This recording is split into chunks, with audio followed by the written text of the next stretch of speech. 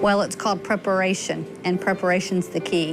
The earlier you start, the more familiar you are with the test, and therefore you're going to score better, and it gives us more time to pinpoint weaknesses and strengths. Dana Edmonds of the Tutoring Club of Jacksonville speaks on SAT, ACT test prep. My old man mentality says students should start getting ready for the test their junior year. No, now SAT prep needs to start after their 9th grade year, going into their sophomore year is the perfect time to start. You really want to start a lot sooner. You want to start as soon as you get to that point where you're able to critically think and your math skills are good. That's the time to start. That might explain a few things about my score back in the day. I learned the prep isn't so much about teaching knowledge. Well, it's hard. Most of the time that the students struggle on the SAT and the ACT test is because of time management. They spend too much time on a question or not enough time on a question. They don't know when to skip it, come back to it. They need to answer every question, but they need to go through and do all the ones they can do first.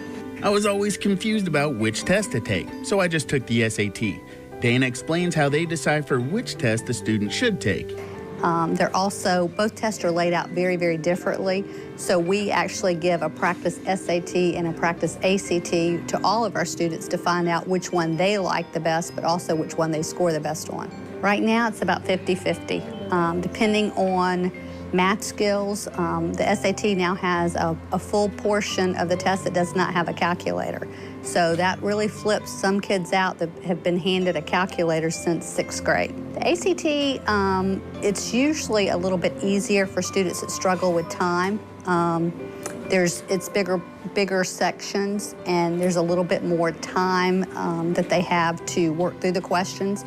I never considered taking both tests, but Dana says there's always a benefit to taking both. We ask the students to sign up for both. Now, we do prep normally for one particular, either SAT or ACT, but we also offer a crossover, which is about anywhere from 5 to 10 hours on, let's say you're taking ACT prep, and we'll do a crossover of about 10 hours, 5 to 10 hours of the other, which is for SAT.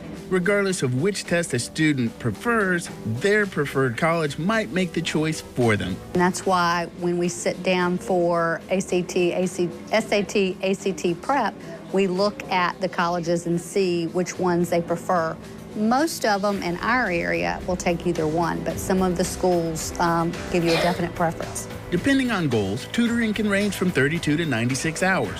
Obviously, my goals were small because I took the test one time. For some students and parents, that one test take is not enough. I actually had a student that scored a 29 that I tried to talk out of taking the test because at that time it was what he needed. And he kept persistently pushing me, let me take it, let me take it. And because he worked so hard, he raised it from a 29 to a 35. I actually met 2 students who benefited greatly from their tutoring club experience. Bryce Pierce, you're on deck. I think I started after my PSAT. I wanted to try and get my score up the second time taking that just to see if I could get national merit, the National Merit Scholarship. First was 1250, and then the second was 1390. And he pushed harder. One of the colleges I really liked was Samford, which is now where I'm going. And I saw one of their scholarship opportunities did require a 31, and I was 2 points shy of that, and I was like, oh, I know I can get 2 points if I work for it. So I came back, got a little more than 2, so it was pretty exciting. Ben's mom talked him into coming, and the results speak for themselves. My best was 1270. Well, I'm kind of stuck here. If I want to try and improve this, to try and compete and get a lot of scholarship opportunities from other places, then I would have to really try and raise my score somehow. And so what did you raise it to? I raised it to 1390. Noted, young man. I'm Rance Adams for River City Live.